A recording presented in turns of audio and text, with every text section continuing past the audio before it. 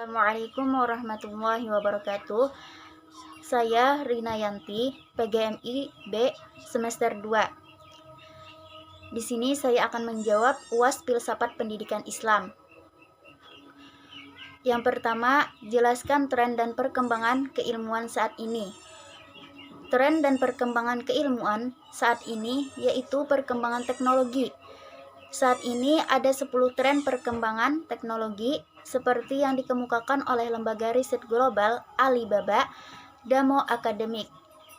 Ke-10 tren perkembangan teknologi itu yakni Internet of Things atau IoT, kolaborasi skala besar antar mesin, kecerdasan buatan, blockchain, in-memory computing, desain modulator, komputasi kuantum, revolusi perangkat semikonduktor, teknologi AI untuk privasi data dan cloud. Yang kedua, apa yang kalian pahami dari filsafat pendidikan Islam? Menurut saya, filsafat pendidikan Islam merupakan suatu kajian filosofis mengenai berbagai masalah yang terdapat dalam kegiatan pendidikan yang didasarkan pada Al-Quran dan Hadis sebagai sumber primer dan pendapat para ahli, khususnya para filosof Muslim, sebagai sumber sekunder. Dengan demikian, filsafat Islam secara singkat dapat diartikan adalah filsafat pendidikan yang berdasarkan ajaran Islam atau filsafat pendidikan yang dijiwai oleh ajaran Islam. Jadi di sini filsafat ini bukan yang bercorak liberal, bebas, dan tanpa batas etika sebagaimana yang dijumpai dalam pemikiran filsafat pada umumnya. Yang ketiga, jelaskan bagaimana tauhid sebagai paradigma pendidikan Islam. Tauhid sebagai paradigma pendidikan Islam merupakan kebutuhan teologis, filosofis. Sebab di sini tauhid sebagai pandangan dunia Islam menjadi dasar atau fundamen pembangunan Islam secara keseluruhan, tidak terkecuali pendidikan Islam. Oleh karena itu, pendidikan agama Islam harus dibangun di atas landasan yang benar dan pandangan dunia tauhid. Pendidikan dalam pandangan tauhid adalah pendidikan yang berdasarkan nilai-nilai ilahiyah atau teologis sebagai landasan etis, normatif, dan nilai-nilai insaniyah atau antropososiologi dan alamiah kosmologis sebagai basis praktis operasional. Dari sini, tauhid dalam pemikiran pendidikan agama Islam berfungsi untuk mentransformasikan setiap siswa menjadi manusia tauhid yang lebih ideal dalam arti memiliki sifat-sifat mulia dan komit kepada penegakan kebenaran dan keadilan. Yang keempat, jelaskan pemikiran dari salah satu tokoh dalam filsafat pendidikan Islam.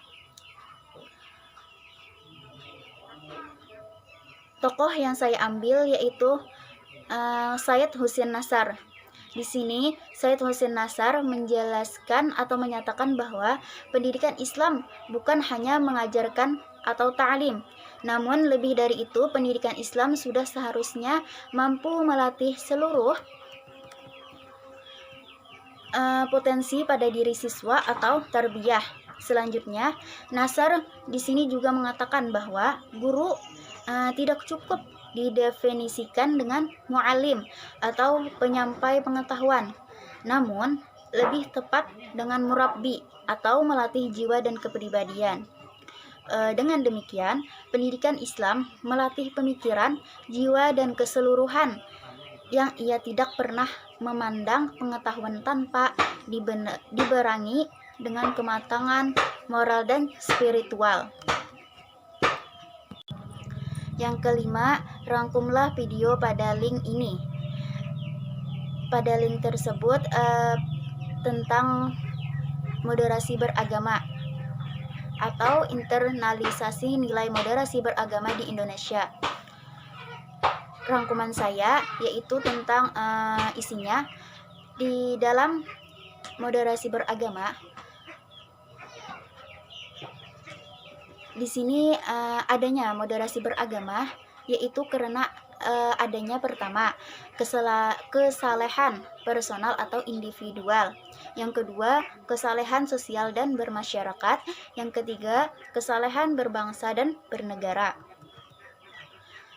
Moderasi beragama harus dipahami sebagai sikap beragama yang seimbang antara pengalaman agama sendiri atau eksklusif dan penghormatan kepada praktek beragama orang lain yang berbeda keyakinan atau inklusif. Keseimbangan atau jalan tengah dalam praktek beragama ini niscaya akan menghadirkan kita dari sikap ekstrem berlebihan, fanatik, dan sikap revolusioner dalam beragama. Moderasi beragama sesungguhnya merupakan kunci terciptanya toleransi dan kerukunan, baik tingkat lokal, nasional, dan global. Pilihan pada moderasi dengan menolak ekstremisme dan liberalisme dalam beragama adalah kunci keseimbangan demi terpeliharanya peradaban dan terciptanya perdamaian. Dengan cara inilah masing-masing umat beragama dapat memperlakukan orang lain secara terhormat, menerima perbedaan serta hidup bersama dalam damai dan harmonis. Dalam masyarakat multikultural seperti Indonesia, moderasi beragama bisa jadi bukan pilihan, melainkan keharusan. Jadi, di sini moderasi beragama berarti cara beragama jalan tengah sesuai pengertian moderasi tadi. Dengan moderasi beragama, seseorang tidak ekstrim dan tidak berlebih-lebihan saat menjalani ajaran agamanya. Orang yang mempraktekannya disebut moderat. Salah kita banyak terdapat salah paham tentang moderasi beragama.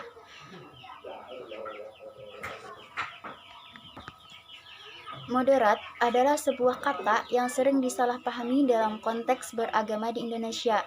Tidak sedikit masyarakat yang beranggapan bahwa seseorang yang bersikap moderat dalam beragama berarti tidak teguh pendiriannya, tidak serius, atau tidak sungguh-sungguh dalam mengamalkan ajaran agamanya. Nah, moderat disalahpahami sebagai kompromi keyakinan teologis beragama dengan pemeluk agama lain. Di sini juga moderasi beragama penting bagi pendidikan, yaitu pertama, pendidikan terkait erat dengan generasi penerus. Yang kedua, ilmu pengetahuan ditransfer melalui lembaga pendidikan. Yang ketiga, pembentukan karakter moral melalui lembaga pendidikan. Yang terakhir, yang keempat, modal dan pengalaman kepemimpinan generasi penerus diperoleh melalui pendidikan. Dalam moderasi beragama, di sini kita mampu membedakan pendekatan, yaitu pertama, pendekatan teologis, yaitu pendekatan yang lebih kepada keyakinan. Yang kedua, pendekatan sosiologis, yaitu pendekatan yang bersifat kebudayaan. Dua pendekatan ini ada porsinya masing-masing. Sekian, inilah jawaban UAS Filsafat Pendidikan Islam dari saya. Assalamualaikum warahmatullahi wabarakatuh.